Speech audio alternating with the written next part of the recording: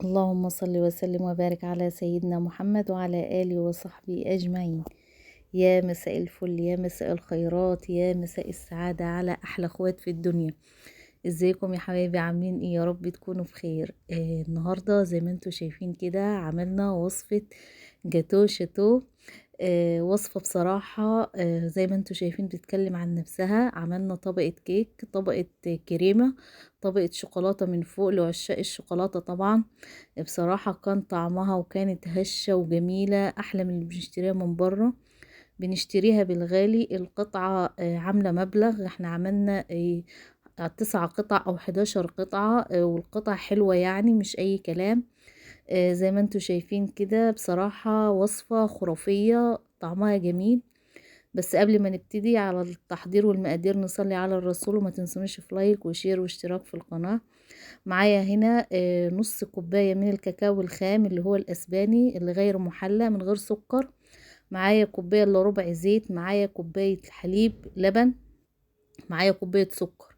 هجيب شفشق الخلاط وهنزل بالاربع مكونات دول في الشفشق الخلاط وهنضربهم. هتشوفوهم معايا دلوقتي. طبعا الزيت بيتقل الصوص، وهتشوفوه معايا دلوقتي ضربة على ضربة كده في الخلاط. كله في الخلاط. يعني وصفتنا النهاردة في الخلاط، لا نحتاج مضرب بيض ولا نحتاج اي حاجة، وان شاء الله الخلاط متوفر في كل بيت. هفصل الخلاط كده وهنزل الاطراف الجوانب وهضرب ضرب تاني. شايفين لون الصوص فيه لمعة كده حلوة قوي، ده الزيت. وبصراحة بيتقل معايا زي ما انتوا شايفين كده. بالعافية الخلاط بيتحرك لانه تقل معايا الصوص زي ما انتوا شايفين كده. هاخد خلاص كده تمام. هاخد كوباية من الصوص ده وهنزل بيها في كوباية معيارية وهركنها دلوقتي على جنب، هنحتاجها في الاخر. هتشوفوا هنحتاجها ازاي. وبعد كده هنزل على نفس الخليط ده، الباقي من الخليط، بحبيتين من البيض ونقطة فانيليا. ممكن استغنى عنها، مفيش اي مشكلة، عشان احنا عندنا الكاكاو الخام ده ما بيخليش اي زفارة.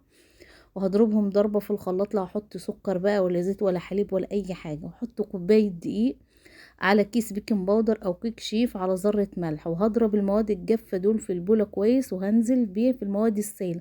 ما احتاجتش اي حاجة ولا دقيق ولا هو المعيار ده بالظبط اللي قدامكم. ما احتاجتش اي حاجة تاني. حطيت نقطة دقيق ولا اي حاجة. وهضرب الخليط ده ضرب مبرح زي ما انتوا شايفين كده. ومعايا هنا صينية بايركس مقاس 24، ممكن 22 اللي متوفر عندك. لو مش عايزاها عالية ممكن 24 زي كده. ومبطناها كده بمعلقة زيت، وبعد كده مبطناها بدقيق. وبعد كده خلاص حطيتها في الفرن في الشبكة في النص على درجة حرارة 180، واستوت معايا واختبرتها. وبعد كده خرجتها وقلبتها على شبكة، سبتها تبرد زي ما شفتوا معايا.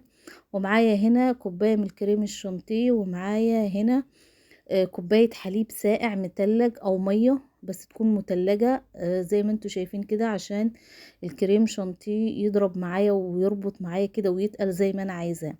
ومعايا هنا المضرب وهفضل اضرب. ده انا مش حاطه اي سكر، انا مستكفيه بالسكر اللي هو في الشوكولاته وفي الكيك. عايزه على حسب الرغبه ممكن تحط سكر. ممكن تجيبي اكياس كريم شانتيه بتاع الشركات المحلى، براحتك المتوفر عندك ده، اختياري.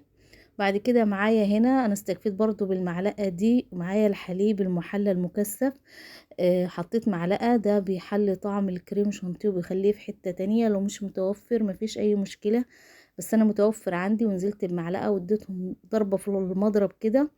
بعد كده نزلت بمعلقتين من الصوص اللي احنا ركناه على جنب، فاكرينه.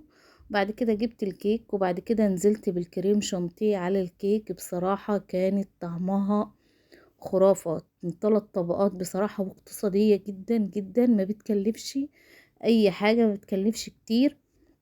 يعني احنا بنشتريها بره بالغالي بصراحة. هتعملي 12 قطعة بصراحة، والقطعة قطعة يعني زي ما انتوا شفتوها كده في اول الفيديو. مش هتكلفكم كتير وما بتاخدش وقت. يعني في نص ساعة او ساعة كنت مخلصة العملية اللي انتوا شايفينها دي. لو وصلت لحد هنا ما تسرحوش، ما تنسونيش في لايك وشير واشتراك في القناة عشان يوصلكم مني كل جديد. اللهم صل وسلم وبارك على سيدنا محمد. ونزلت بالكريم شانتيه زي ما انتوا شايفين كده، وحطيتها في التلاجة على بال ما اعمل الطبقة التالتة. نزلت بباقي الصوص بقى اللي معايا ده، وهخففه هنا بقى. انا عايزاه خفيف حلو كده، باربع معالق من اللبن. لو لقيتوه تقيل زي ما انا لقيته تقيل عندي، هحط كمان 4 معالق لبن تاني، وهفضل اضرب الصوص ده لحد كده قوامه ما يبقى حلو معايا. هتشوفوه دلوقتي وانا بحط الطبقة الاخيرة. ما تقلقوش خالص، هو ما بيبقاش سايب ولا اي حاجة، بالعكس بيبقى قوامه حلو قوي. وبعد كده هتشوفوه دلوقتي. هطلع الصينية وهنزل عليها بالطبقة الأخيرة. شايفين الصوص تقيل وحلو ازاي، ومسك في الصينية ازاي، يعني ما خلطش معانا على الكريم شانتيه ولا اي حاجة. بصراحة كان القوام جميل جدا. وهفضل اوزع كده زي ما انتوا شايفين، وهحطها في التلاجة لمدة ساعة. انا حطيتها من بالليل وقطعتها الصبح، بصراحة كانت مسكت وكانت بقيت خرافية. لو مستعجلة عليها ممكن تحطيها في الفريزر نص ساعة، مفيش اي مشكلة. وصلنا للقوام اللي انتوا شايفينه. بصراحة هي بتتكلم عن نفسها، طعمها كان خرافة. بعد كده بجيب سكينة وبتقطع معايا بكل سهولة زي ما انتوا شايفين كده. عملنا 12 قطعة، تحفة تحفة تحفة. بصراحة حاجة بتدوب في البق دوب، وحاجة كده خرافية. ولو وصلتوا لحد هنا ما تنسونش في لايك وشير واشتراك في القناة. ويا رب الفيديو يكون نال اعجابكم، واشوفكم على فيديو جديد. والسلام عليكم ورحمة الله وبركاته.